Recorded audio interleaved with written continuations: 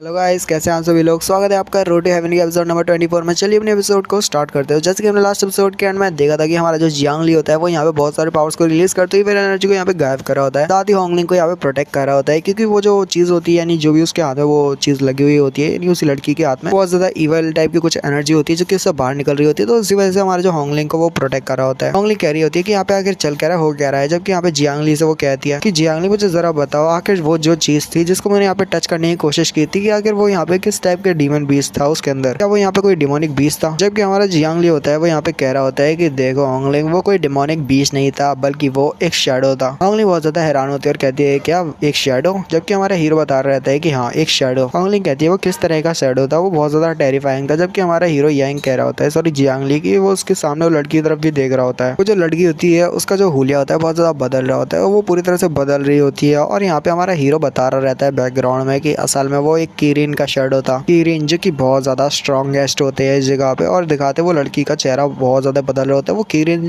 का जो शेडो होता है बहुत ज्यादा हावी हो रहा होता है, एक तरह से बोल सकते हो। फिर जो सीन होता है वो यहाँ पे कॉन्सियसनेस के अंदर होता है, यानी कि जो येन होती है यानी टाइगर येन, उसके जो कॉन्सियसनेस के अंदर का सीन दिखाता है, जहाँ पे जो येन का कॉन्सियसनेस होता है उसके अंदर यहाँ पे कोई इसका नाम ले रहा होता है यानजू यानजू। यहाँ पे जो लड़की होती है वो कह रही होती है, बहुत ज्यादा छोटे फॉर्म में होती है और कह रही होती है कि आखिर कौन है यहाँ पे मेरा नाम लेने वाला, यहाँ पे मेरा कौन नाम ले रहा है। जबकि यहाँ पे कोई बड़ा सा कोई बंदा होता है जो कि कह रहा होता है जुयर। जो यानजू होती है उसी इंसान की तरफ देखती है और कहती है तुम तो शायद मेरे फादर हो, है ना फादर ये तो आप हो। फादर मैं आपसे कहना चाहती हूँ मैंने आपको बहुत ज्यादा मिस किया। आप कैसे हो फादर, मेरे को आपसे बहुत सारी बातें करनी है फादर। आप इतने समय से कहाँ गायब थे, अब फादर आप यहाँ पे वापस आ गए हो। अब वो बहुत ज्यादा रो रही होती है अपने फादर को दोबारा से देख के और बोलती है कि फादर जब से आप गए हो कि कोई मुझे प्रोटेक्ट नहीं करता, कोई मेरे को सिस्टर की तरह नहीं देखता। यहाँ तक कि ब्रदर भी बहुत ज्यादा बदल चुके हैं। ब्रदर भी यहाँ पे मेरे को मारना चाहते हैं। आखिर ये कैसा हो रहा है फादर, यहाँ पे आप मेरे साथ चलिए। फादर यहाँ पे आप मतलब ब्रदर को समझाइए कि वो यहाँ पे मेरे साथ ऐसा क्यों कर रहा है। जबकि उसके फादर सारी चीजों को इग्नोर करते हुए कह रहे होते हैं कि पावर सब कुछ है। और फिर वो उसके सामने जेड सील करते हैं और वो लड़की कह रही होती है फादर ये तो जेड सील है। जबकि उसके फादर कह रहे होते हैं पावर। तो लड़की कह रही होती है कि देखो फादर मैं यहाँ पे इसको नहीं लेना चाहती, मेरे को कीरिन नहीं बनना, मेरे को आगे के लिए कीरिन बिल्कुल नहीं बनना। वो जो लड़की होती है वो यहाँ पे अपने फादर को मना कर रही होती है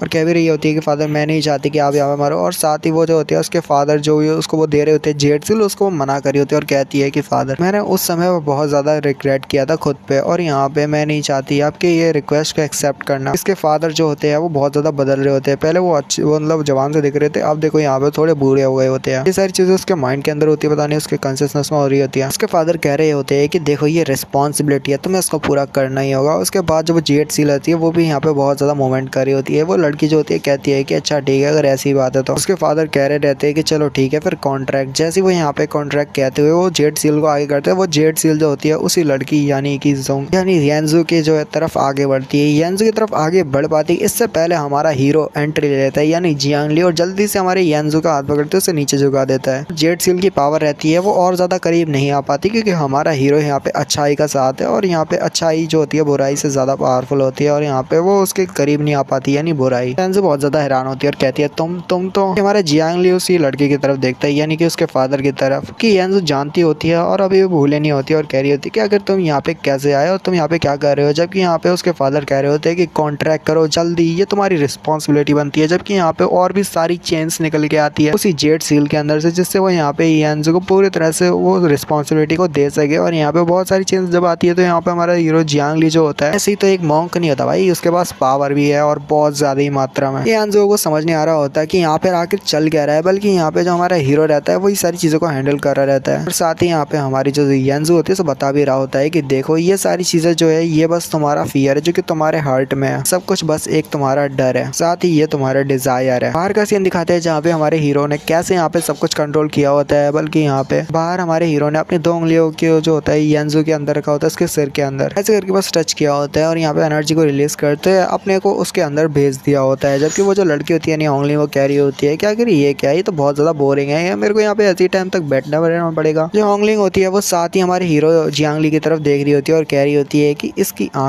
आंखें तो बहुत ज्यादा ही सुंदर है। सीन फिर से यहाँ पे कंसिस्टेंस के अंदर होता है जहाँ पे हमारा सामने हीरो देख रहा होता है जियांग ली, और वहाँ पे उसकी लड़की के फादर की तरफ देख रहा होता है और साथ ही कह रहा होता है कि ये तो बस ड्रीम के अंदर की इल्यूजन है। जबकि यहाँ पे वो जो बूढ़ा बंदा रहता है यानी उस लड़की का फादर कह रहा होता है कॉन्ट्रैक्ट करो जल्दी करो, और और इसके साथ वो बहुत ज़्यादा बार कॉन्ट्रैक्ट कर रहा होता है, बार बार कॉन्ट्रैक्ट, बहुत सारी चेन खोपड़ी बहुत सारी चीज़ें निकलती है। हमारे हीरो कह रहा होता है कि ये चीज़ जो व्यवस्था है ये ड्रीम के अंदर का इल्यूजन है, पर ये वाकई बहुत ज़्यादा अजीब है। यहाँ पे एक एशियन स्पिरिट बाहर निकल के आती है जिसके बारे में यहाँ पे हमारा हीरो मेंशन करता है। वो लड़की कहती है क्या ये किरिन है, जबकि यहाँ पे हमारा हीरो बोल रहा होता है कि नहीं ये किरिन नहीं है, ये बल्कि एक ऐसी चीज़ है जो कि तुम्हारे हार्ट के अंदर है, तुम्हारे ड्रीम के अंदर एक डरावनी चीज़ जो कि यहाँ पे बाहर निकल के आ चुकी है। जबकि लड़की यानी येंजू कह रही होती है क्या मेरे ड्रीम की इमेज, जबकि येंजू ये भी कह रही होती है क्या कि तुम भी मेरी मतलब इमेज टाइप में हो यानी ड्रीम में हो, यानी मैंने भी तुम्हें पहले भी कभी सोचा था क्या कि जो तुम भी यहाँ पे बाहर निकल के आ गए। हमारा हीरो कहता है कि नहीं ऐसी बात नहीं है। फिर जो लड़की होती है वो कह रही होती है यानी येंजू की अगर ऐसी बात है तुम भी यहाँ पे मेरे जो सपने हैं या जो भी मेरे सपनों में यहाँ पे चल रहे हैं, जो भी मेरी ड्रीम इमेज है जो कि जिसके बारे में तुम बात कर रहे हो, यहाँ पे मेरे फादर मेरे सामने खड़े हैं, तो ये भी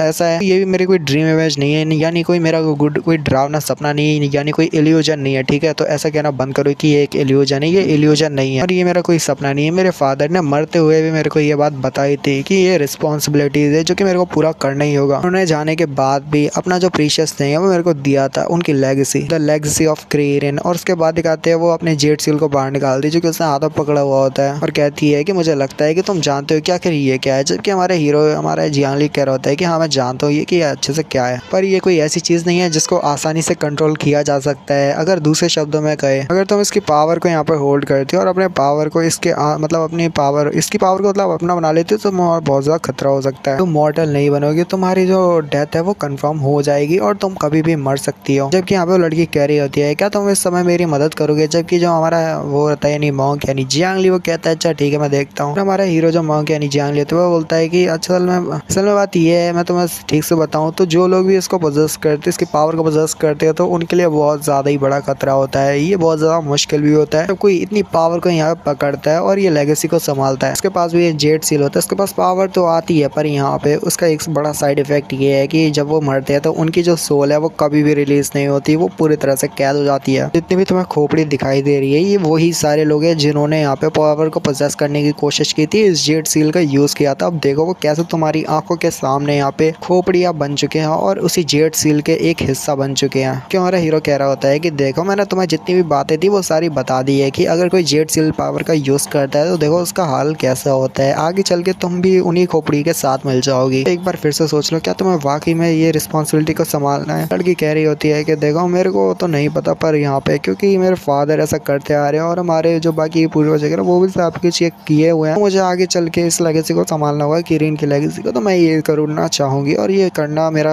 काम बनता है। और यहाँ पे वो जो लड़की होती है वो यहाँ पे बहुत सारी चेनों को अपने पास बुला लेती है, खुद से वो करना चाहती होती है इसलिए क्योंकि वो सबको रिस्पॉन्सिबिलिटी मानती होती है और कह रही होती है कि मेरे लिए बहुत बड़ी ऑनर की बात है। सीन बाहर का होता है जहाँ पे वो जो लड़की यानी होंगलिंग होती है वो इस स्वॉर्ड को देख रही होती है और कह रही होती है कि यहाँ पे इस स्वॉर्ड को देख के मेरे को बहुत ज्यादा अजीब और डिफरेंट फील हो रहा है, पहले से बहुत ज्यादा डिफरेंट फील हो रहा है, अजीब सा लग रहा है। होंगलिंग होती है वो साथ ही सामने की तरफ देखती है जहाँ पे बहुत ज्यादा बोरिंग लग रहा होता है बार बार एक लड़की की तरफ देखना, जहाँ पे वो कैसे एक लड़की के ऊपर ऐसे करके हाथ को रखा हुआ होता है। पर यहाँ पे वो जब ध्यान से देखती है और कह रही होती है कि ये जो इंसान ये जो लड़का है जो कि लिंजू माउंटेन का यहाँ पे लीडर भी है और मास्टर भी है, एक बहुत ज्यादा मजाक की बात है पर देखा जाए तो ये मेरी एज का है, सेम एज का है। और वो यहाँ पे ब्लश कर रही होती है यानी आप बोल सकते हो कि शर्मा रही होती है। अचानक से यहाँ पे एक बहुत ज्यादा ही हैरानिक चीज होती है जो कि होती है हमारे हीरो के मुंह से ब्लड निकलता है और इसी के साथ ही वाला एपिसोड भी यहीं पे खत्म होता है। जल्दी लाइक करो, सुनाती मिलती है वीडियो में।